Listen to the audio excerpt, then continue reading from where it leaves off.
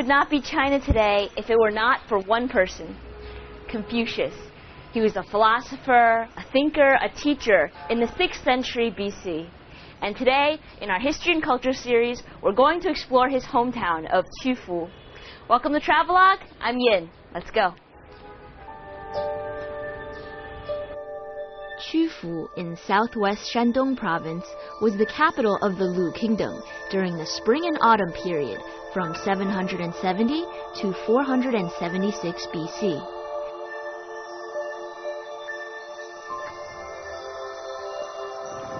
At that time, Lu Kingdom was just one of the competing 150 kingdoms. Constant warfare meant chaos throughout the land. However, turbulent times were ensued by philosophical proliferation, as the 5th and 6th centuries marked a period of learning around the world. Greek philosophies flourished, Buddhism was founded, and the roots of Confucianism are established in Qufu. Don't think history is a thing of the past, though. Today, the city is still pervaded with traces of the man. For tourists, the town of Qufu serves as a window into the philosophy that still governs Chinese lifestyle today.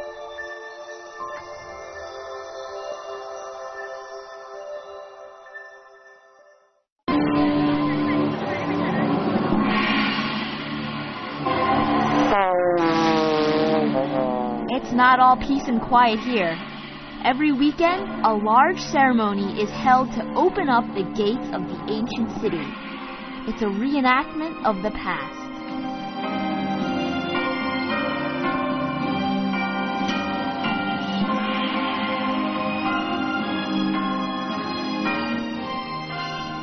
Watch as the warriors stand tall with their weaponry.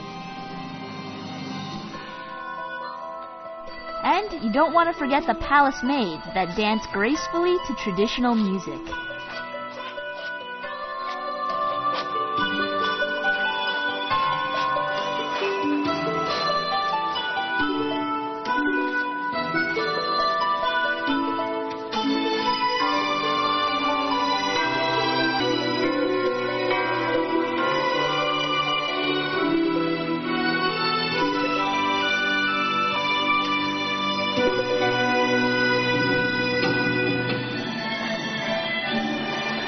All this, combined with eager tourists, fills the air with pure excitement. Walk through the gates and zip back into the past.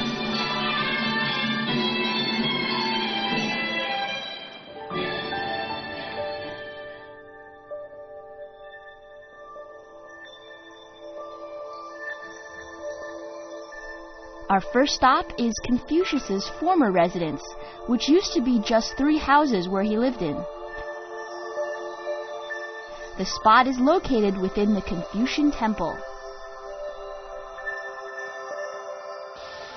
Within Confucius's old residence, there's one thing that has never been touched. Well, it's still here from back in the day, and that is right there, this very well. And it's said that the water in this well used to be so clear it was called holy water. Even emperors from the Qing dynasty, like Tianlong, came to this very site, drank from this well, and said, "Confucius, my great teacher."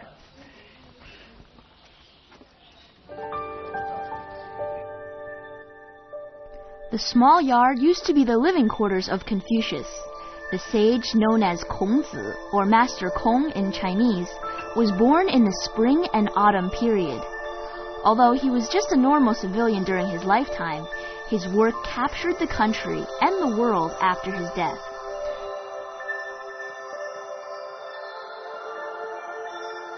Thus, 2 years after his passing, the king of the Lu Kingdom turned the residence into a temple for annual sacrifices. The Confucian Temple is an enormous complex located in the center of ancient Qufu city. It's comparable to the Imperial Palace in Beijing and the summer mountainous resort in Chengde as one of the 3 ancient architectural complexes.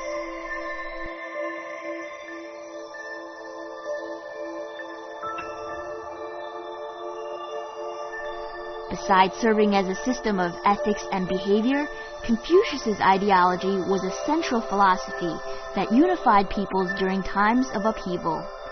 Thus, emperors of the Han, Song, Ming, and Qing dynasties further built up his reputation and renovated the structure to increase its scale.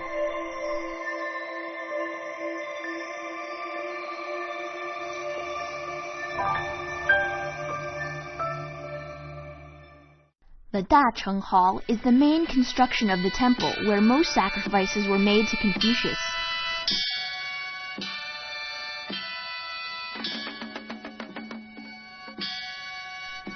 Sacrificial ceremonies have been held for over 2,000 years. Every year, solemn sacrificial ceremonies were held where emperors would make a special trip to Qufu. The pompous ritual included music, dances, and costumes. The music is composed of 8 different tones, or the sounds produced by 8 musical instruments made of metal, jade, stone, earth, leather, silk wood, and bamboo.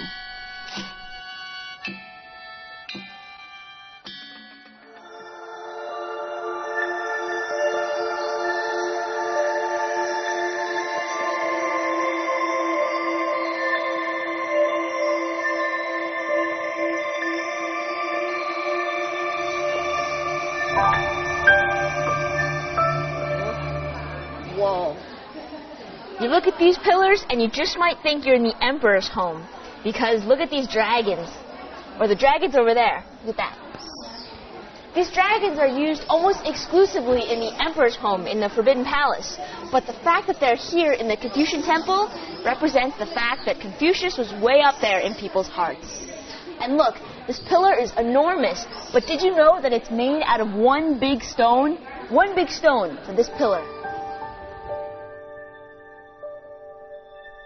It's said that in the Qing dynasty from 1644 to 1911, Emperor Qianlong offered sacrifices at the temple 8 times.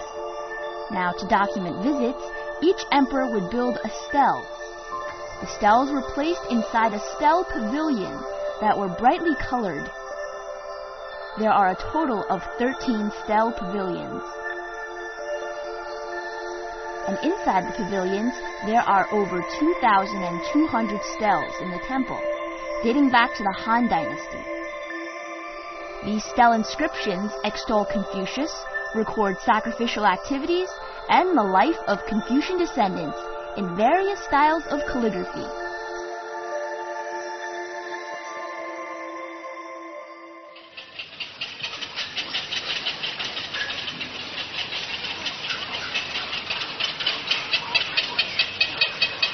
The temple, blended with the natural scenery, appears serene and simply beautiful. Perhaps it's the green lawns, ancient tree bark, and lively birds that are the only true keepers of time.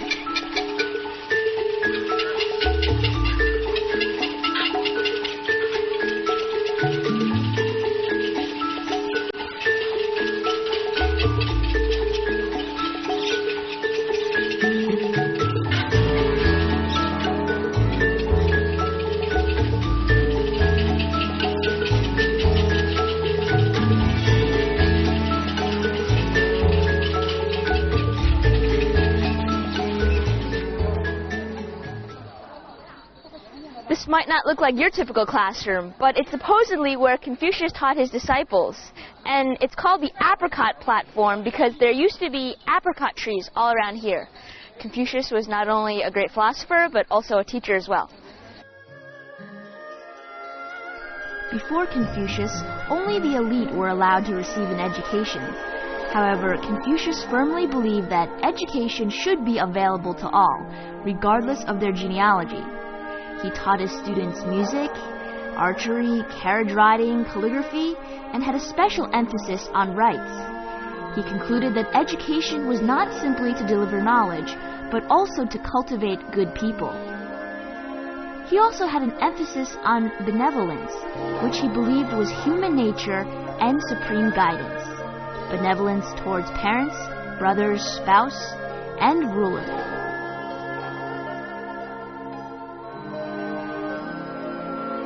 Most of what people today know about Confucius comes from the Analects of Confucius, which is a record of his speech and behavior compiled by his disciples. It contains 20 chapters with only 1,200 characters. Written during the spring and autumn period through the Warring States period, the Analects is a representative work of Confucianism and still continues to have a huge influence on Chinese and East Asian thought and values today.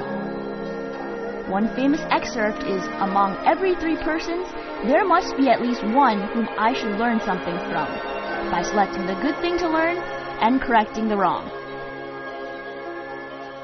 孔子的中心思想一个主要内容就是和的思想。孔子说呢，君子和而不同，小人呢同而不和。他意思说呢，现在高尚人呢，他们是和谐的，但是意见呢并不一定是一致的。这个思想呢是中国传统思想的一个精华。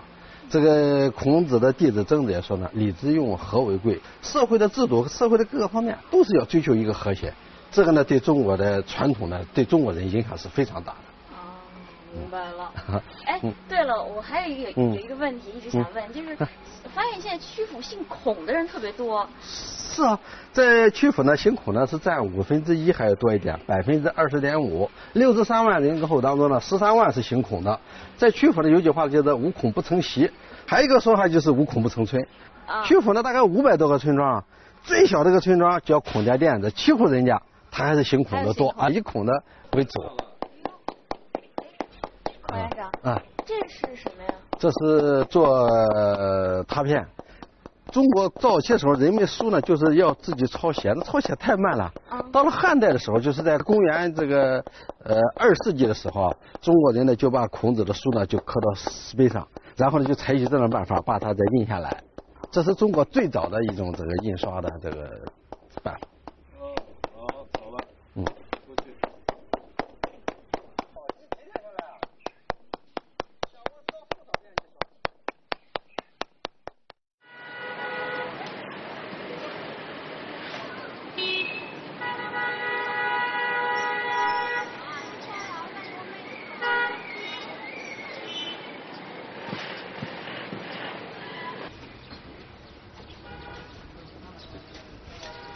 If you come to Qufu, you'll see a lot of different modes of transportation.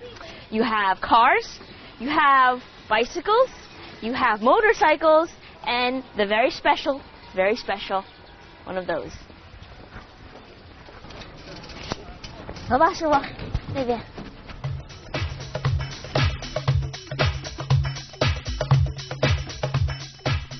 Most travelers to Qufu have their interests in Confucius.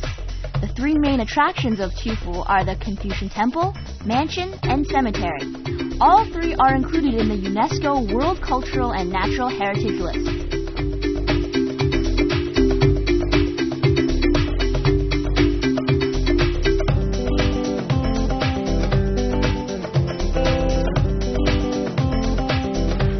Like they say, when in Rome, do as the Romans. If you come to Qufu, you gotta take one of these.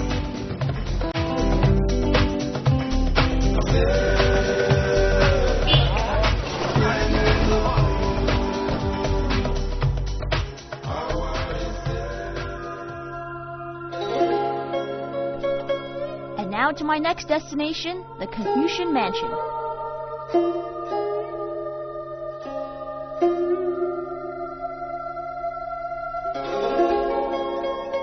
Knock, knock, knock. I might have some trouble getting inside this door because it said that only the emperor and royal blood could walk through this way. Too bad for me. I'll have to cross on the side. Right next to the Temple of Confucius, the mansion was the residence of Confucius's eldest grandson and his descendants. As generations of emperors advocated the worship of Confucius, his descendants were given the hereditary title of Lord of Learning. Covering a vast area and containing a total of 460 rooms, this architectural group represents the largest landlord manor in Chinese history. It combines an official mansion and private residence.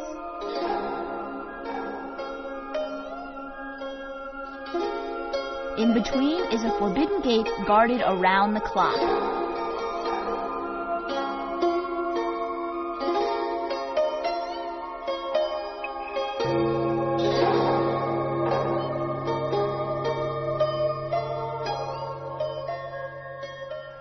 So this is the point of intersection. On this side are the administrative offices, and on this side are the residential quarters. And this gate behind me right over there, that separates the two sides. And only the Sir Hereditary sages were allowed to cross inside. But before we take a look inside, let me show you something really neat. You know what this is? It's called a water trowel. And that's because sometimes the water carriers would deliver water to the people inside, but they couldn't get in. So they take the water and pour it in here. Let's do a test experiment. Let's go check it out. Oh, the water! I got it. Somebody get me a bucket.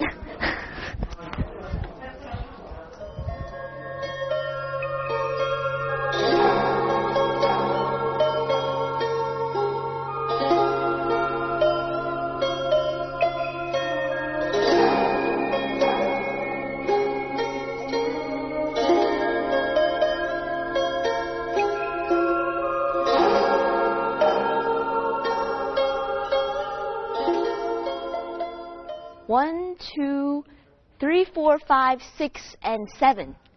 There's a total of 7 rooms inside this building. And they're separated by these big, thick pillars you can see. It's said that to find out the rank of the family, you look at how many rooms are inside the building. The more there are, the higher class the family is. This family, the Confucian descendants, they're up there.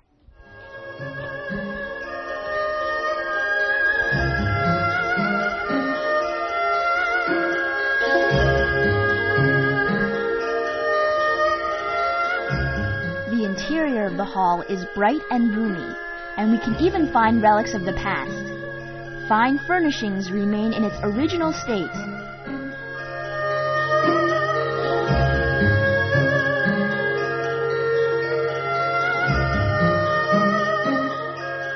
Whoa.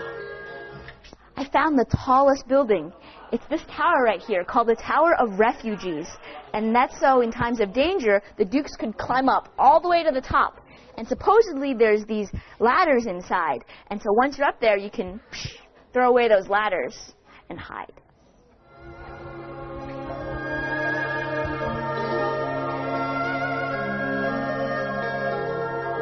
And finally, on our way out, you might just notice something very, very striking.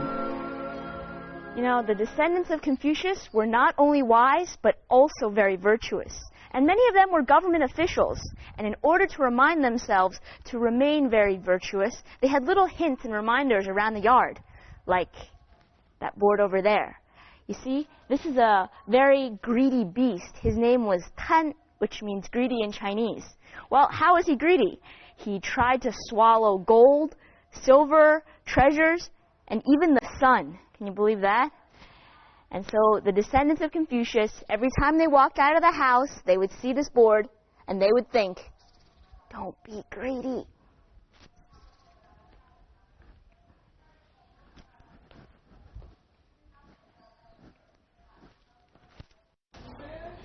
If you want to know what life in the good old days in China was like, come with me. The Confucius Native Park is a traditional construction complex which allows visitors to experience the folk customs of Lu Kingdom in the spring-autumn period. Oh, archery, my favorite.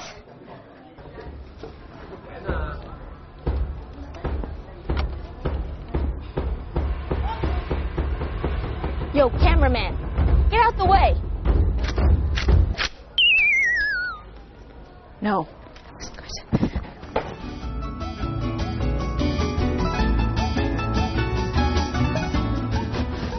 But of course, you can't play all day. You gotta find some work as well. And of course, my favorite, corn. Nice. And on this wheel here, you can grind the corn into ground corn. Oh. This work is meant for an ox. But after after it's ground, you can make some corn muffins, or you can make some cornmeal or cornbread, all sorts of delicious goodies.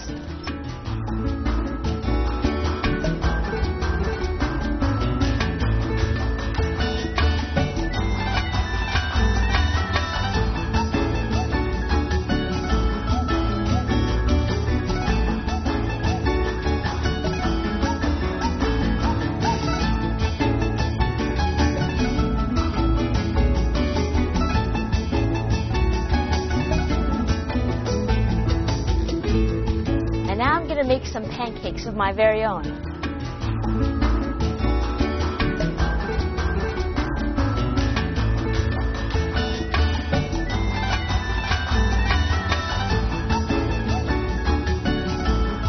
And you fix up the uneven spots over here.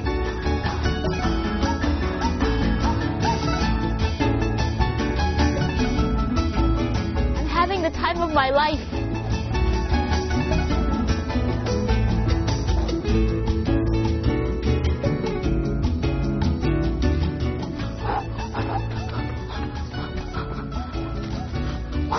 I'm on fire!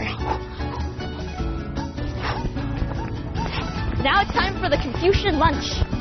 Oh, gotta hurry. But there's no objection to his rice being of the finest quality, nor to his meat being finely minced. Well, those are some of Confucius's ideas about cuisine, which are recorded in the Analects right here. And he was actually very, very specific. He said that his meat had to be prepared in a certain way, and also everything had to have a balance, and with the right season, with the right time of the year. And before me now are some of those products that people created after his Analects. The dishes of the Confucian clan have a great number of varieties and are made from fine raw materials and cooked in a very meticulous manner. The name of each dish is classical and poetic. For example, a dish made from the fruit of ginkgo planted in front of the Song Right Hall is called Song Right Ginkgo. Let's do a little reading here in the Analects. Ginkgo. You know, many of these dishes tell interesting stories about Confucius's past. For instance, it said that Confucius taught his son the principles of Confucianism under a ginkgo tree. That's why we have that lovely ginkgo dish. So many dishes. I don't know where to start. Oh yeah, Confucius has one final rule. We have to eat silently.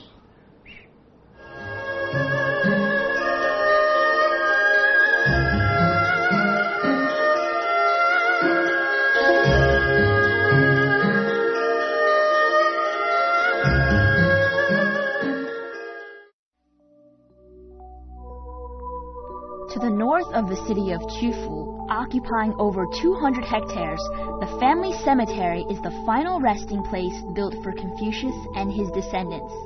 It is the largest and longest-lasting clan cemetery in the world. There are thousands of types of ancient trees in the cemetery, as it is said that Confucius's descendants brought them from their hometowns after his death.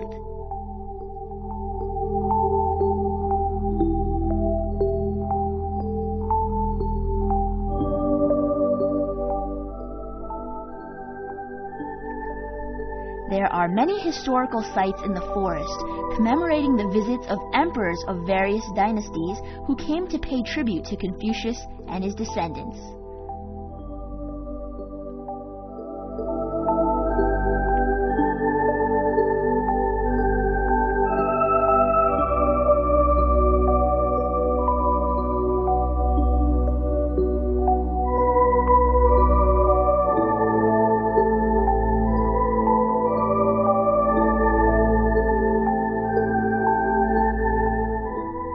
Also, you'll notice the many statues guarding Confucius' grave.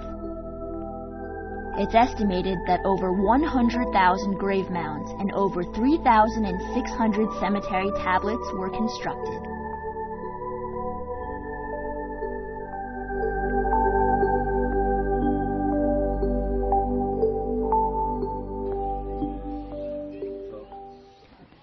So now we finally reach the most important part, the tomb of Confucius. And you can tell by the rocks, their smoothness, that many people have come here. The tomb, although is not enormous, but the size of the clan cemetery is 1.5 times the size of the ancient city of Qufu. That just gives you an idea of the profound impact Confucianism had on people's lives, on his descendants, and people around the world. The death of Confucius has been likened to the collapse of Taishan Mountain, the most famed of the 5 great mountains in China. There's no doubt that Confucius, like the mountain, holds a leading place in people's hearts. In fact, Confucius made several visits to the mountain to study ceremonial rites, particularly the emperor's rite of sacrificial pilgrimages. Confucius's deep interest in the rite of paying respects to heavens and ancestors brought him to this holy place.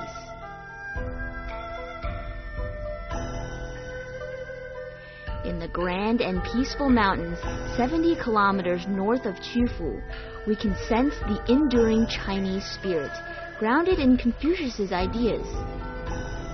The spring and autumn period of Confucius's time was chaotic, but it was during this turbulence that Confucianism slowly weaved itself into the fabric of China. And today, mention China and Confucius probably comes to mind.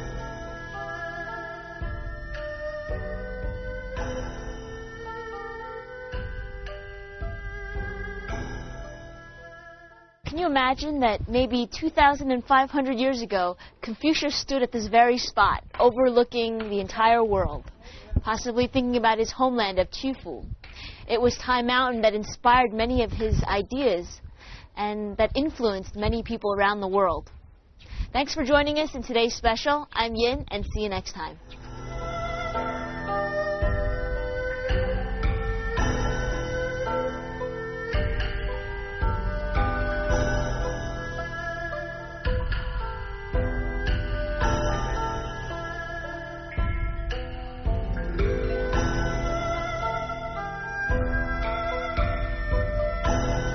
In the next episode, we find out what China's most famous monument, the Great Wall, can teach us about the Qin dynasty.